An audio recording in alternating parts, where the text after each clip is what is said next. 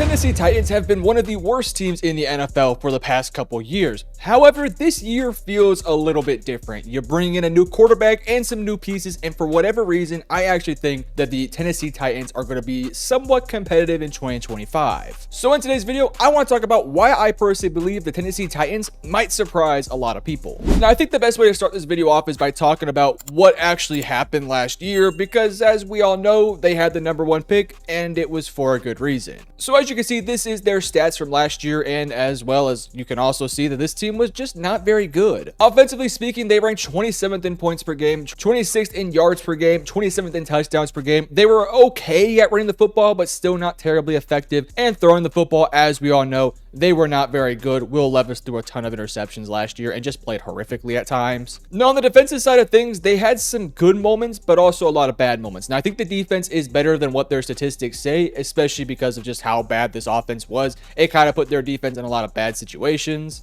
However, this defense still was not very good. They ranked 30th in opponents' points per game, surprisingly 3rd in opponents' yards per game, but 30th in opponents' touchdowns per game. They were poor on 4th down, they were poor on 3rd down, they were poor in the red zone. Defensive-wise, they were poor against the run, and they were probably, I guess, okay against the pass. The thing of it is that teams just didn't really pass the ball too often on them. They ranked 2nd in opponent pass play percentage and 31st in opponent run play percentage. So teams were running the football all over this defense. But in this offseason, this has been one of the more aggressive teams in actually trying to fix some of their problems. They brought in a number of veterans. They brought in a number of some young pieces to add to this team. And I low-key think that they've made some really nice moves. As you can see, this is their free agency. They bring in Dan Moore Jr. on a 4-year, $82 million deal, Draymond Jones on a 1-year deal, Cody Barton on a 3-year deal, Kevin Zeitler on a 1-year deal, Xavier Woods on a 2-year deal, Van Jefferson, a number of other pieces, and of course, they re-signed a few as well. Let me get this out of the way. I did not love some of the contracts they handed out. For starters, Dan Moore Jr. getting paid $20 million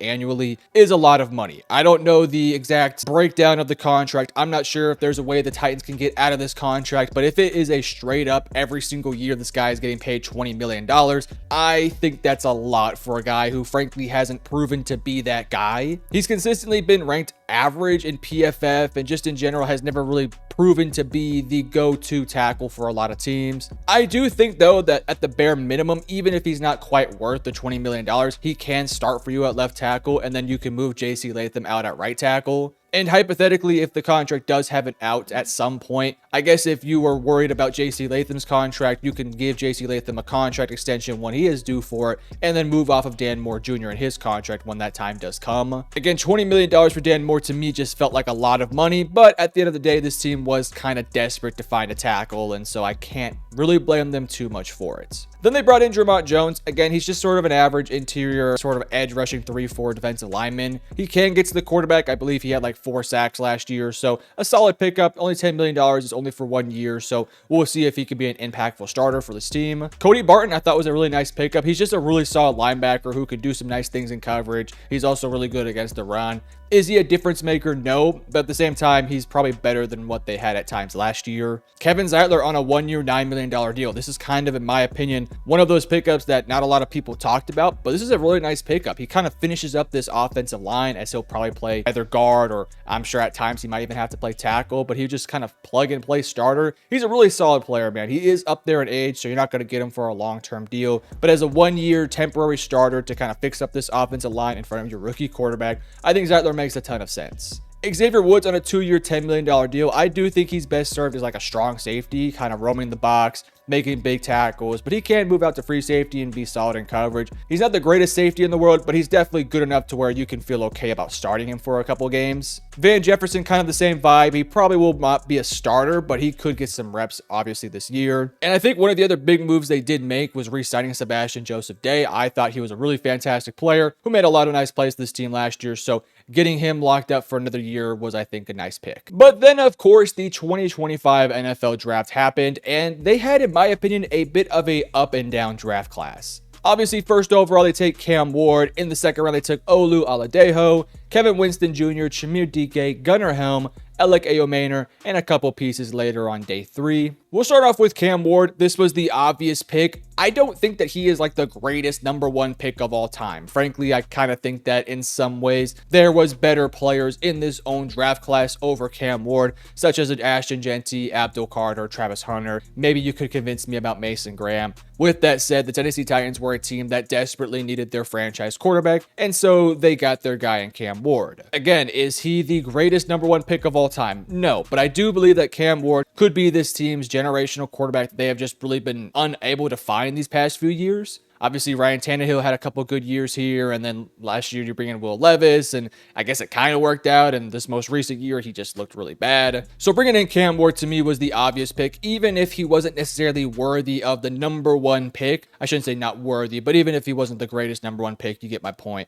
I do think it was just the right move to make. Then there's the Olu Oladejo pick. Now, I was higher on him than some people, but I also thought that he was like an early round 3 pick, more so than like a mid, I guess sort of a late second round pick. Now it was 52, so I do not necessarily like absolutely hate this pick. I think he's a super talented player. He's long rangey, he's athletic as hell. He just doesn't have the productivity that you would want for a round 2 guy, but there is insane upside to be a really good player. With that said, he is an upside pick. He is going to take a while to develop. I don't think you're going to get much out of him in his rookie season. I think maybe year 2, year 3, maybe that's when you can start to see him kind of put it together. But again, taking a round 2 project edge, I just think is kind of a risky bet. There was a couple edge rushers I would have preferred for them to have taken in that spot. Again, going back to it though, think he's good enough to play. He'll be a starter at some point, hopefully, if he can develop, but we'll just have to wait and see. Then you took Kevin Winston Jr. Now, he had an injury last year that kind of held him back, but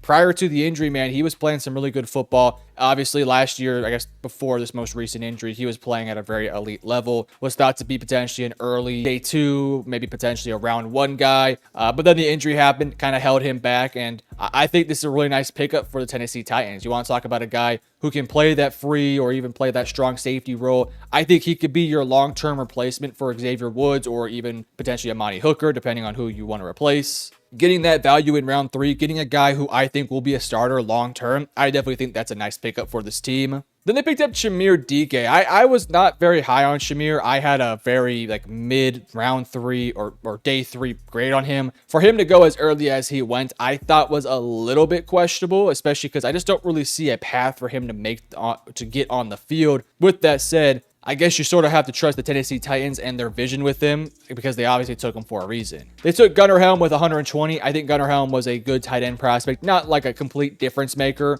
but he is somebody who can play like legitimate snaps on this team. If you want to run 12 personnel, him and Okonkwo, him and Josh Wiley, or however you want to work it out, could definitely be a fun duo. He's really not the greatest blocker, but I think that there is a path for him to become a good blocker. Like he has the size, the frame, the tenacity. He can do all that. I think he's actually best served as like more of a receiving tight end early on, but as he develops, he can become more of like your blocking tight end that could be a bit more of like a well-rounded guy who can get you 500, 600 yards in a season. Arguably, one of the biggest steals of the draft was Alec Ayomaner falling to 136. I had a round 2 to round 3 grade on him, so for him to fall as late as he did, I think that's a really solid pickup. He's long, rangy, wiry, can make big 50-50 plays. He also can win underneath. He could just do a lot of things really well. And you pair that up with a Calvin Ridley and a Tyler Lockett, like I personally believe that Alec will probably outplay his draft spot, and I think he'll probably be one of those top 3 receivers on this team. Like he's just a really good player, and for him to have fallen as far as he did, I thought was quite bizarre. But again, I really think he has everything in the toolbox to be a great player,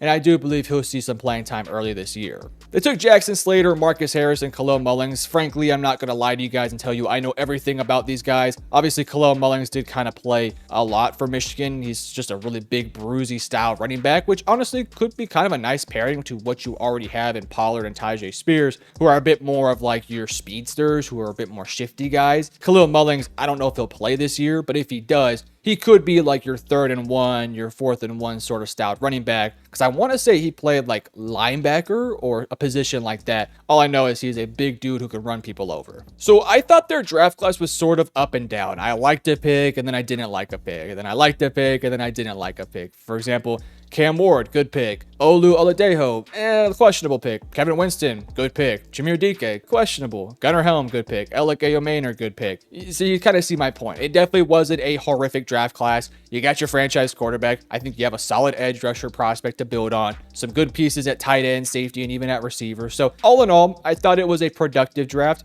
Wasn't my favorite draft by no means, but I think there's at least pieces to now work with. But now we look at the depth chart for the Tennessee Titans, and we're going to begin with their offense. I think this offense could actually be surprisingly fun in Cam Ward's rookie season. Now, I don't think this is an offense that is just unbelievably talented with every single piece you could ask for, but I do think that there are 5 solid offensive lineman starters in Dan Moore, Peter Skoronski, probably Lloyd Cushenberry at center, Kevin Zeitler, and then J.C. Latham. I feel really solid about my starting 5 offensive linemen. I also think I have 2 tight ends that I can rely upon, and Chig, and of course Gunner. And then receiving core wise, you have Calvin Ridley. We'll see what we can get out of Tyler Lockett. And then Treylon Burks, I don't know what to expect from him. He might not even make the team. Again, I kind of think that at some point their starting trio of receivers will be Ridley, Lockett, and then Ellick. We'll see if Jameer Dike can get some run, and same thing with Van Jefferson, and of course if Treylon Burks can get some run. But as of right now, I would be a little bit surprised if Burks is one of their starting 3 receivers. And then as I mentioned at running back, you're bringing back Tajay Spears and Tony Pollard. I would like to see Spears start to kind of slowly take over the starting role.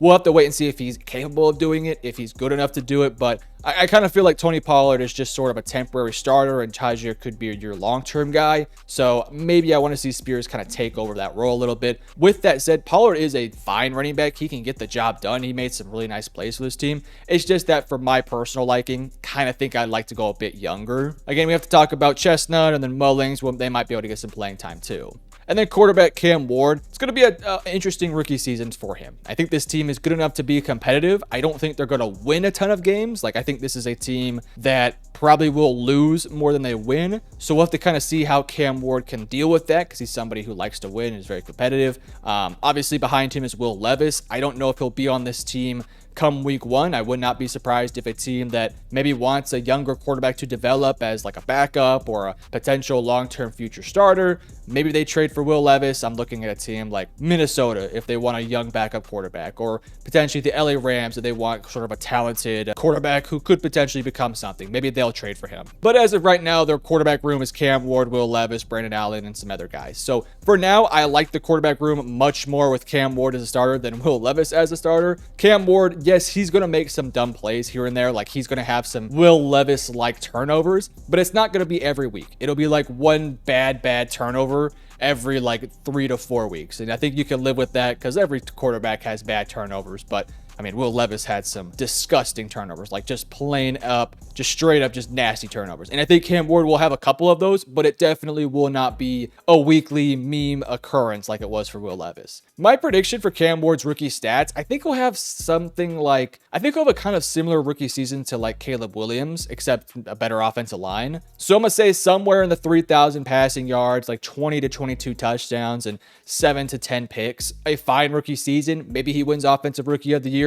My money's on Ashton Jeanty, but I think he potentially could be in the conversation. And then you look at the defensive depth chart here, and I think there are some glaring holes on this team, but I also don't think it's a terrible team. Obviously, your front 7 is looking a little bit more, is looking similar, but also different in some ways. Sebastian Joseph Day, Tavondre Sweat, who had a fun rookie season. Like, he's just a big dude who can plug up holes. Him and Keandre Coburn are obviously Texas boys. They've been there, and they're going to be great players moving forward. Jeffrey Simmons is obviously a superstar. You have Jermont Jones, who's going to come off the edge and hopefully give you some productivity. Cody Barton, Otis Reese, a couple other pieces in the linebacking core too. They also signed David Benda, who I know if you've watched some TikTokers, they're really high on David Benda. Again, I'm a Texas fan, so I can tell you firsthand, David Benda is a good player. I think he could easily make the roster, but just kind of keep an eye out on him.